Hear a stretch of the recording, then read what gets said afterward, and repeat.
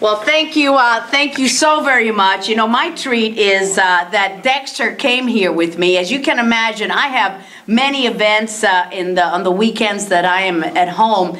Rarely does Dexter come with me. But so when I asked him this morning if he was coming, he said, I said, well, Andy and Jaime are going to be here. He goes, okay, let's go. So you guys were my draw to get my much better half, and I agree, he is my better half here with me. But I feel like I'm part of the family, because when I come to Casa Bacardi and Jaime invites me, and Andy invites me, I said, of course. And I think that the audience is going to get so sick of me very, very soon, if they're not sick of me already, because I come here so often. And this place has a special connection to my heart, because this is where my dad does his book presentations. And he's getting a little older every day, of course, as all of us are. But he still has a lot of books left in him. And so he is working on his 17th book, and he will be presenting it sometime in the fall. So pencil him in, put him in pen already. So, but thank you so much, because today is a topic that has a great feeling for me. First, because we're going to talk about my native homeland, Cuba, but also because we're going to talk about a place that I feel is almost like my adopted homeland as well, and that's Taiwan. As a matter of fact, Dexter and I are going to be going back to Taiwan in May. So look forward to having a wonderful stay. Thank you to the Center, Cuba and Cuban American Studies for this invitation. Thank you to the Taiwan Foundation for Democracy for sponsoring this great event. And today's topic is so timely. Taiwan as a model for Cuba's future. We hope. And also I wanted to point out, where's Jose? We just had Jose. I said, what one? You were just a witness at our committee last month. He said it was last week. Okay, my memory's a little bit off. But every time we need a good witness, I come right here to the University of Miami and one of my alma maters for good witnesses. So thank you, Jose. And your better half, Lily, for accompanying you that day. And we have such good friends, our wonderful ladies from Mar por Cuba. Thank you, Silvia and compañía, Pedrito Roy and Brian Littell. And I'm not going to get started because there are just too many friends here. But today's topic is very timely. Taiwan as a model for Cuba's democracy. And despite the immense differences in geographic location, obviously, in history, and in the cultures between Taiwan and Cuba, there are a number of striking similarities when one delves below the surface. Each country is separated from a major continent by a narrow 90-mile strait. Both islands sit at the crossroads of important waterways of trade, commerce, and military rivalry, with Cuba lying between the Caribbean, the Gulf of Mexico, and the Atlantic, obviously, and Taiwan being the gateway to the Western Pacific. And finally, both have, and continue to be, have been the focal point of profound foreign policy crises enveloping the United States and our armed forces. General MacArthur once famously referred to Taiwan as an unsinkable aircraft carrier with which to control the sea lanes of the Western Pacific. And Nikita Khrushchev also seemed to briefly view Cuba as a key base for the Soviet Union in the Caribbean during the Cuban Missile Crisis of the early 60s and before being forced into a hasty retreat. But one profound difference between the two island nations is that Taiwan has undergone a highly successful evolution from an authoritarian regime to a thriving democracy in the past 2 decades. Cuba, however, as all of us know, Cuba remains in the iron grip of the totalitarian Castro brothers and the Castro regime. The Cuban people have had to endure firing squads, unjust incarcerations, malnutrition, and constant and never-ending human rights violations. However, the Cuban people remain strong in their battle against tyranny and are yearning for democracy and are making incredible sacrifices every day for that day of a free Cuba to once again reign in the Caribbean. So how did Taiwan engineer a transformation to democracy, and what lessons does it hold for the future of Cuba? Well, the face of authoritarian rule in Taiwan was the face of the Chiang family, just as the face of authoritarian rule in Cuba is the Castro brothers. What began the unraveling of dictatorship in Taiwan was the death of Chiang Kai-shek. In Cuba, many would argue that a democratic transition can only become a reality once the Castro brothers are gone. Certainly, U.S. law, the Libertad Act, also known as the Helms-Burton Law, clearly defines a transition government as one that does not include either Fidel or Raul Castro. However, there are other factors and dynamics that played a key role in the Taiwanese transition that could be extrapolated and applied in the case of Cuba. Fearing the challenges from communist Chinese leaders such as Mao Zedong, they split with the communists in 1927 and launched a bloody purge. For the next 2 decades, Chiang waged war against both the Japanese invaders and the Chinese communists before being forced to flee to Taiwan in 1949. The citizens of Taiwan, having been freed from Japanese colonial rule only 4 years before, largely did not welcome Chiang and the 2 million Chinese mainlanders who came across the strait with him.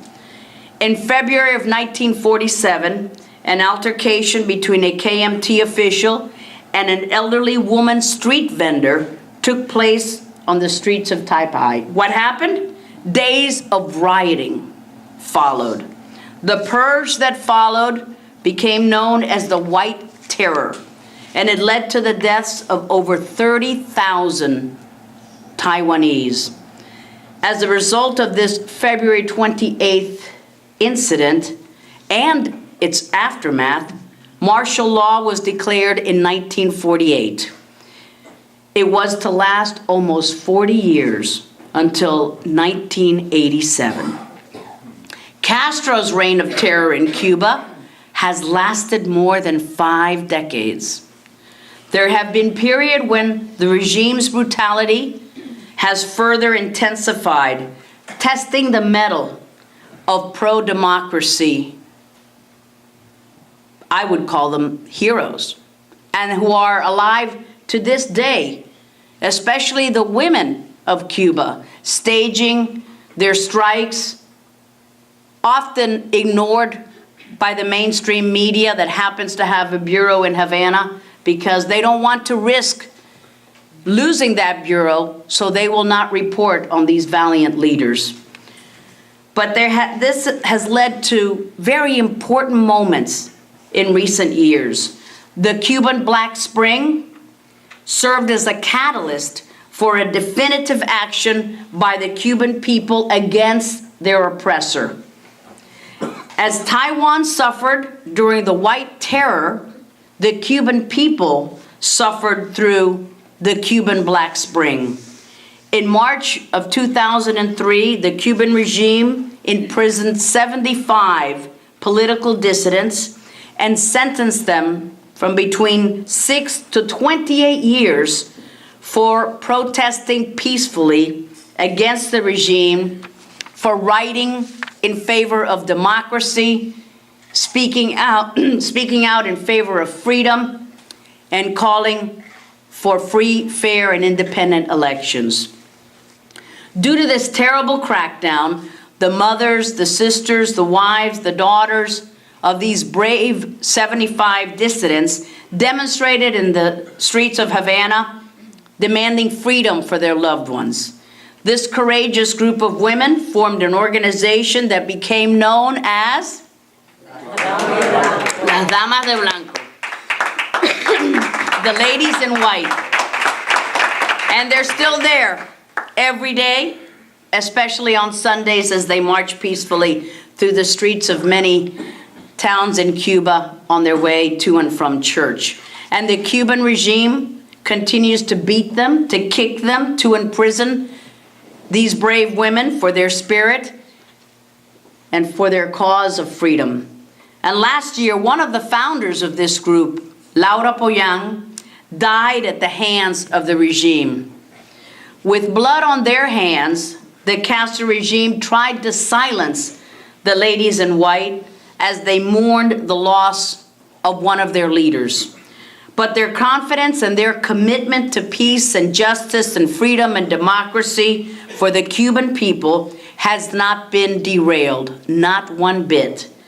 The movement created with the help of ladies in white is reminiscent of the December 1979 movement in Taiwan, when a group of opposition leaders and human rights advocates organized a peaceful demonstration in the southern port city of Kaohsiung. Military police arrived. As the crowd gathered, the demonstration was about to begin, but they rounded up all of the participants. That incident was then used as a pretext to arrest all well-known opposition leaders in Taiwan. Those arrested were held incommunicado for 2 months and were subjected to severe ill treatment. Finally, the key leaders of the movement were sentenced by a military court in the early 1980s to terms in prison ranging from 12 years to life, similar to the kangaroo courts that we see in Cuba today, where peaceful dissidents are unjustly incarcerated under phony sentences without access to due process of law. Cuban political prisoners like Wilman Villar Mendoza, who passed away last month under the hands of the Castro regime, are sentenced to many years in prison simply for exercising their right of freedom of expression. Wilman, as we remember, was on a hunger strike to protest the unjust conditions of his incarceration. In Taiwan, some of the white terror was even directed at the Taiwanese with close ties to the United States, and the same has occurred in Cuba. The regime continues to harass, to intimidate, and target Cubans, as well as non-governmental organizations, NGOs, who receive funding for a range of pro-democracy programs and activities that take place on the island. As we know, more than 2 years ago, an American citizen named Alan Gross was unjustly incarcerated in Cuba for providing telecommunication equipment to the tiny Jewish community. The regime today is holding Mr. Gross against his will for the sole purpose of using him as a bargaining chip to extract concessions from the administration. The Taiwanese American community and America's academic community rallied and called upon the Reagan administration and the Congress to expose the white terror of Taiwan, which had now even reached across to America's shores. President Reagan also heeded the call from Cuban Americans, refugees from the Castro regime, to expose the atrocities occurring in Cuba. During his tenure, President Reagan signed the Radio Broadcasting to Cuba Act in 1983 to help expose the realities of the injustices in Cuba and appointed a former Cuban political prisoner, Armando Valladares, as the U.S. ambassador to the then United Nations Human Rights Commission. Regrettably today, the Obama administration, the international community, and especially the media have failed to provide the Cuban people the same level of support in their struggle to free themselves from the shackles of tyranny. Today, under the Obama administration, the U.S. is satisfied with a UN Human Rights Council that has Cuba as its member. The press willingly overlooks the suffering of the Cuban people, ignoring the deaths of Laura Pollán, of Orlando Zapata Tamayo, of Wilman Villar Mendoza, and so many others who have perished under or have been murdered by Cuba's communist dictatorship. Even worse, some media outlets act more like members of the Castro propaganda machine than independent, unbiased sources of reporting. And again, we must ask, what is the outlook for Cuba? What lessons can be drawn from Taiwan's democratic transition and evolution? Lee, as president, following the younger Chiang's death in 1988, introduced the political reforms that allowed Taiwan to evolve into a multi-party democracy. It was also Lee who moved the KMT from an autocratic, one-party organism to one being of an electoral competitor in that multi-party democracy that is in place now in Taiwan. He also oversaw the first direct election of a president in Taiwan's history in 1996, proving those critics wrong who claimed that democracy was incompatible with traditional Asian culture. The fact that the KMT lost in the year 2000 and a peaceful transition of power then took place proved to all that Taiwan's democracy had indeed come of age. The election in 2008 saw a transition back to a reformed KMT, and the most recent elections last month, in which the KMT retained power, have served as a major point of discussion for bloggers and reformers across the strait. They ask, not unsurprisingly, if Taiwan, where Chinese is spoken and Confucian norms of culture prevail, can have democratic elections, then why is it that mainland Chinese have no voice in determining the leadership of their own country? If Taiwan does it, why does this not happen in mainland China? In Taiwan's time of need, there was political change accompanied by economic change. In contrast, the PRC has looked solely to state-controlled economic openings while maintaining a tight grip over all aspects of Chinese society and continuing to violate the most fundamental human rights of its own people. Without real, concrete, and dramatic political change in Cuba, any cosmetic economic opening will lead to a duplication of the China model rather than that of a democratic Taiwan. Raul Castro is not Taiwan's Lee, and there are no reformers in Cuba's communist apparatus. However, in Cuba, there are many political dissidents who have the will, the courage, the determination, the stamina to lead the island to a democratic system. Further, as was the case in Taiwan's transition, with the active advocacy of democracy and human rights by the vibrant Taiwanese American community, our Cuban American community is also actively engaged in supporting those fighting for Cuba's freedom. The transition to a functioning democracy in Cuba will not happen overnight. Even after free, fair, multi-party, transparent, and internationally supervised elections are held, the Cuban people will still have many obstacles to overcome. But with the help of democratic partners, such as those here in the Taiwan Foundation for Democracy, we are confident that Cuba's future will be as bright as Taiwan's. Muchísimas gracias. Thank you so much. Yeah. Glad to do it. Thank you, guys. Thank you, thank you, thank you, thank you.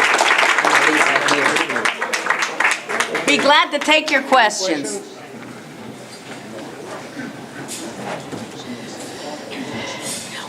Well, as I said, Dexter and I look forward to being in Taiwan in May, and I hope that some of our Taiwanese American community members will be there at that time, and we'll be going with some members of Congress and their spouses as well, and I hope that my always constant congressional brother, Mario Diaz-Balart and Lincoln Diaz-Balart will also be joining us as well. So we look forward to seeing them there.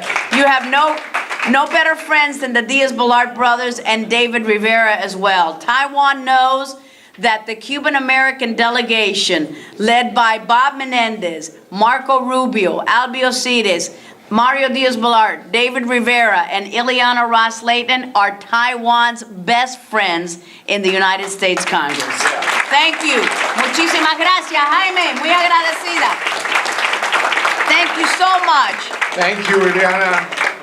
Thank you, Dexter, for coming today. Thank you, Dexter. Yeah, thank you all for this seminar. Thank you. Thank you. Thank you very much.